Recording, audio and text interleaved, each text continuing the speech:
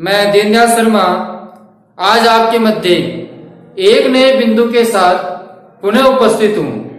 बच्चों, आज हम कक्षा 8वीं पाठ्य पुस्तक रुचिरा भाग 3 के अंतर्गत से पंचम पाठ, जो कि आज हमारा अध्ययन का विषय है। बच्चों, इस पाठ का नाम है कंटकनेव कंटकम। कहने का तात्पर्य है कांटे से कांटे को ही निकाला जा सकता है। तो बच्चों, कांटे को कांटे से ही निकाला जा सकता है, इसका तात्पर्य है कि जिस प्रकार का व्यक्ति होता है हमको उस प्रकार ही बनकर के उसकी समस्या का समाधान हम कर सकते हैं। बच्चों, हमने पिछले वीडियो में इस पाठ के अंतर्गत पढ़ा था कि एक चंचल नाम का एक शिकारी होता है। वो शिकारी जंगल में अपना जाल को बिछाकर घर को चला जाता है और अगले दिन जब वो लौटता है तो उस जाल के अंदर एक जो बाघ है उस जाल में फंस जाता है। तो शिकारी उस बाघ को देख करके वो सोचता है कि मेरे को यहाँ से चला जाना चाहिए, नहीं तो ये मेरे को खा जाएगा।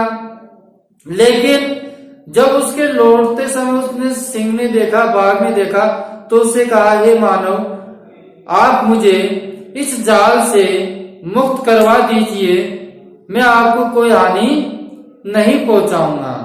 तो बच्चों, उस शिकारी था, शिकारी ने उस सिंह को जाल से मुक्त करा दिया। लेकिन उसके बाद में उस बाघ ने कहा कि मुझे प्यास लग रही है। तो शिकारी उसके लिए नदी से जल ले आया और उसकी प्यास को शांत कराया। तो सिंह ने कहा, बाघ ने कहा, क्या मेरी प्यास शांत हो गई है, लेकिन मेरी भूख बढ़ रही है, मैं तुम्हें खाना चाहता हूं। तो बच्चों, इस प्रकार कहने पर उसने कहा कि धर्म विरुद्ध है, तुमने तो मना किया था। तो अब देखते हैं हम इस वीडियो में कि इसका उत्तर बाघ किस प्रकार देता है। क्या धर्म विरुद्ध है, क्या धर्म विरुद्ध नहीं है, आज हम उसका अध्ययन इस वीडियो में करेंगे। तो बच्चों, सर्वप्रथम हम पाठ का शब्दार्थ, उसका अर्थ, उसके भाव एवं इस गद्यांश में से जो प्रश्न निर्मित होंगे, प्रश्न बनेंगे, उन प्रश्नों को भी हम आपके समक्ष हल करेंगे। तो बच्चों, निरंतर आप वीडियो पर बने रहे। जिन्होंने चैनल को सब्सक्राइब नहीं किया है तो वो लाल बटन दबा के चैनल को सब्सक्राइब कर ले। जिन्होंने वीडियो को लाइक नहीं किया है तो वीडियो को लाइक करें। अब हम अपने अध्ययन की ओर चलते हैं। व्याघ्र अवदत्, बाघ बोला। व्याघ्र मानी बाघ, अवदत् मानी बोला। बाघ बोला, अरे मूर्खे, अरे मूर्ख।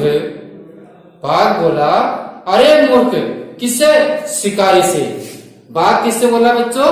शिकारी से बोला, अरे मूर्ख, शुद्धांतराय किमपि अकार्ये, मतलब भूख मिटाने के लिए कोई सा भी कार्य न भवति, नहीं होता है। मतलब कि कहने का तात्पर्य है, अरे मूर्ख, भूख मिटाने के लिए किमपि कार्य अकार्य न भवति, कोई सा भी कार्य नहीं होता है, अकरणीय कार्य नहीं होता है। जब किसी को भूख लगती है तो भूख मिटाने के लिए कोई सा भी कार्य अकरणीय नहीं होता है। कोई सा भी कार्य क्या नहीं होता है? अकरणीय नहीं होता है। सभी कार्य उचित है।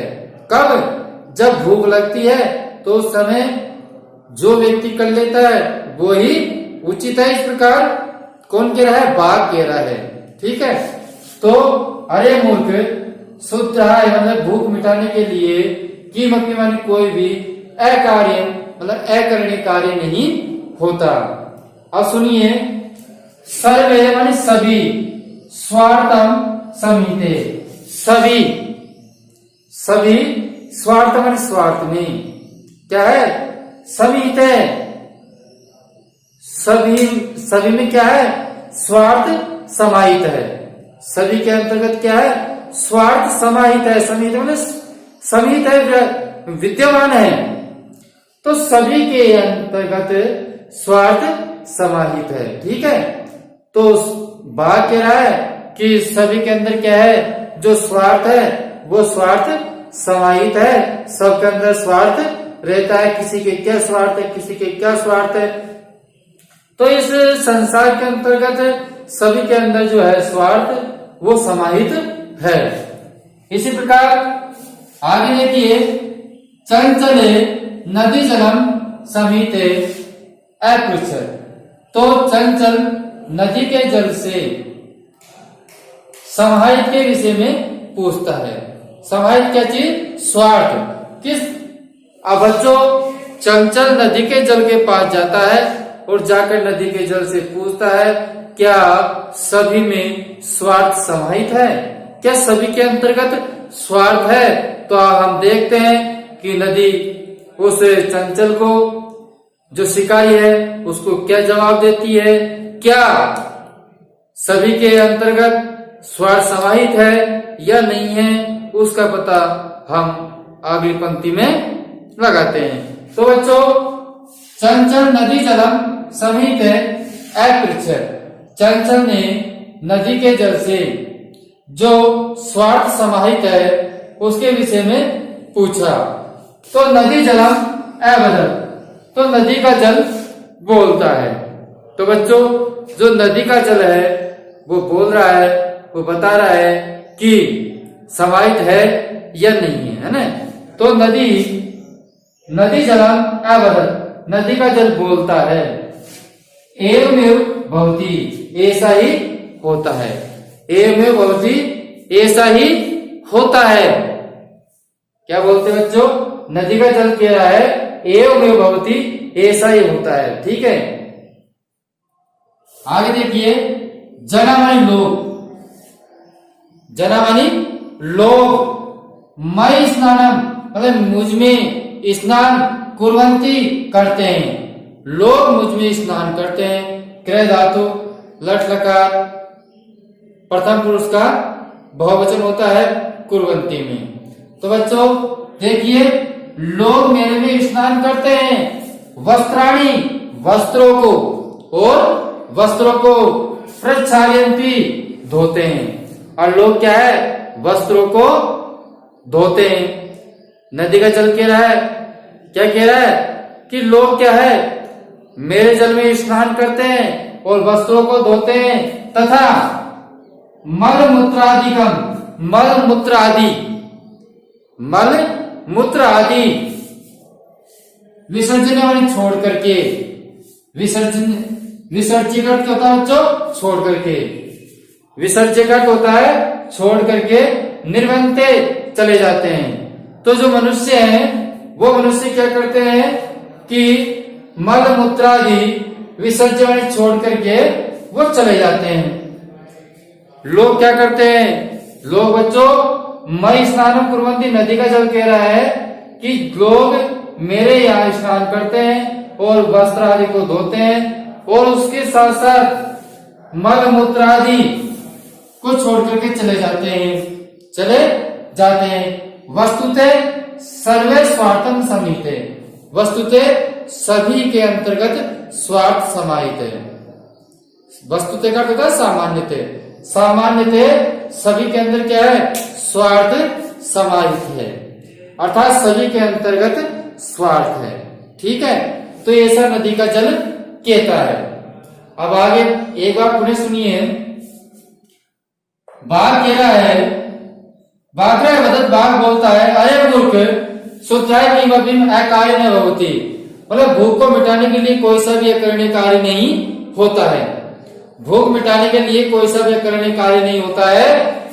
सर्वे स्वार्थम समाहिते, सभी के अंतर्गत स्वार्थ समाहित है, सभी के अंतर्गत क्या है, स्वार्थ समाहित है। और चंचल नदी जलम समीते है पूछते, और चंचल जो सभी के अंतर्गत स्वार्थ समाहित है उसके विषय में नदी के जल से पूछता है। किससे पूछता है? नदी के जल से पूछता है। नदी जलमय वदत्, नदी का जल बोलता है एवं होती, ऐसा ही होता है। नदी का जल बोलता है ऐसा ही होता है। जना मई स्नान कुर्वन्ति, लोग मुझ में स्नान करते हैं, लोग मुझ में स्नान करते हैं। वस्त्राणि प्रक्षालयन्ति, और वस्त्रों को धोते हैं, और वस्त्रों को धोते हैं। तथा मलमूत्रादिकम, तथा मलमूत्र आदि को विसर्ज्य छोड़ करके निवृत्ते माने चले जाते हैं, और मूत्र आदि को छोड़ करके चले जाते हैं। वस्तुते सर्वे स्वार्थम समाहिते, वस्तुते सभी स्वार्थ के अंतर्गत समाहित है। तो बच्चों भाव ये निकलता है कि जो बाघ है वो बाघ कहता है कि भूख मिटाने के लिए कोई सा व्याकरणिक कार्य नहीं है और सभी के अंतर्गत स्वार्थ समाहित है। तो इस बात को सुन करके जो चंचल नामक शिकारी है वो शिकारी नदी के जल से पूछता है क्या सबके अंदर स्वार्थ समाहित है? तो नदी का जल कहता है हाँ, क्योंकि नदी का जल मानव के लिए कल्याण करता है, मानव के लिए स्वच्छ जल देता है। लेकिन मनुष्य क्या करता है उस जल के साथ में कि स्नान करता है, अपने वस्त्र धोता है और मलमूत्र आदि छोड़ करके वो चला जाता है। और इसलिए नदी का जल कह रहा है कि वस्तुतः सबके अंदर ही स्वार्थ समाहित है, सब स्वार्थी हैं। इस संसार में क्या है? सब स्वार्थी है, सबको अपना अपना काम चाहिए, अपना अपना स्नान हो गया, अपने वस्त्र धुप गए, मलमूत्र आदि को छोड़ के और चल दिए। दूसरे की चिंता करने की उनको आवश्यकता नहीं है, केवल अपने स्वार्थ सिद्धि का कार्य करते हैं। तो इस प्रकार का नदी का जल कहता है। अब बच्चों इसमें से कुछ प्रश्न बनते हैं। अब हम उन प्रश्नों का उत्तर आपके समक्ष पूछेंगे और देंगे। ठीक है बच्चों, तो हमारा पहला प्रश्न है कस्में किमपि अकार्य न भवति।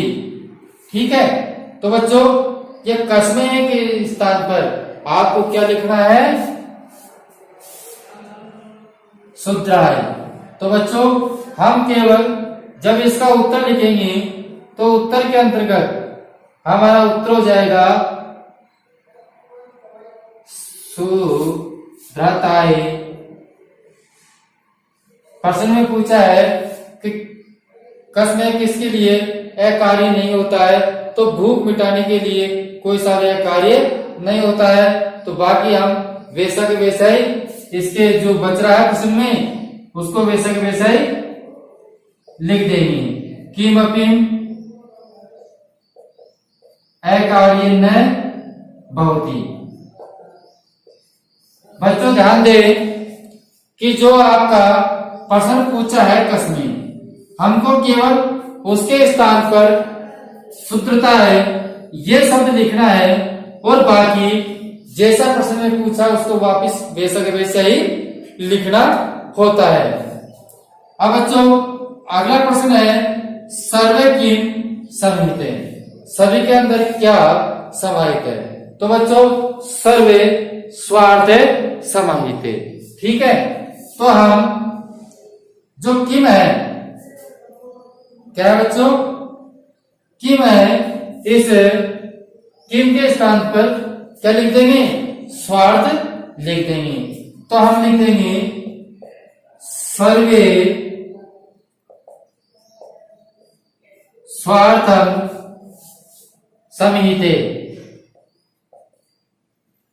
समाहिते।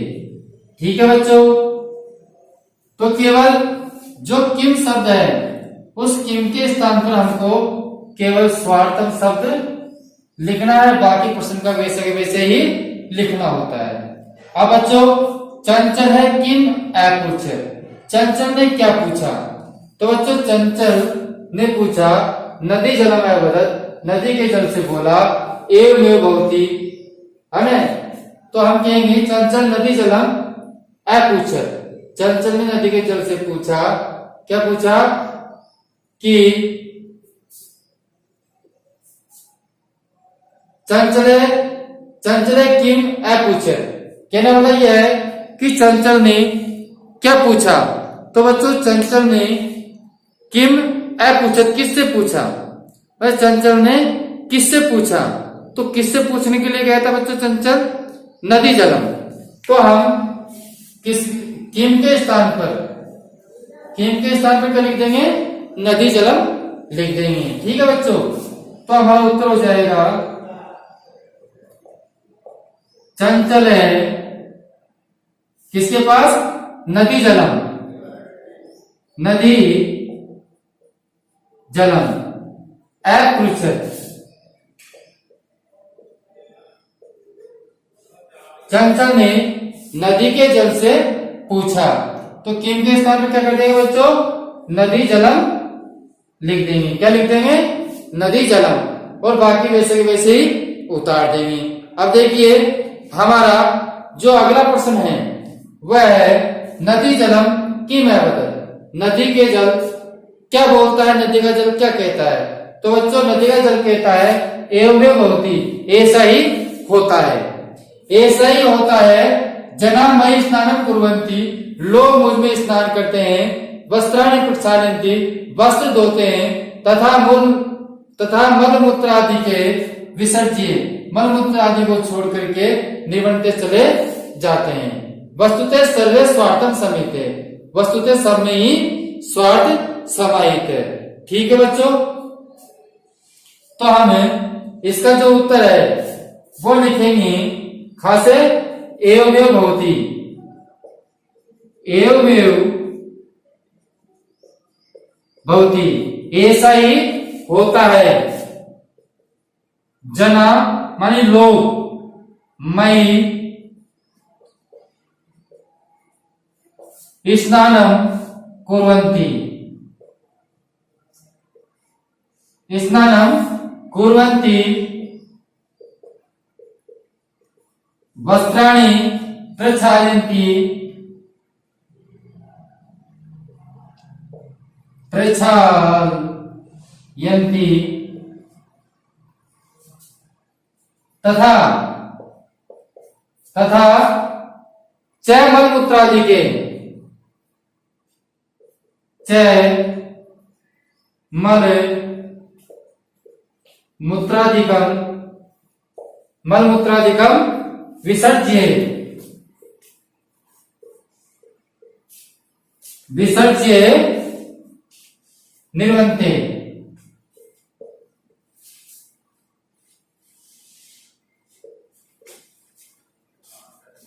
निर्वंतते।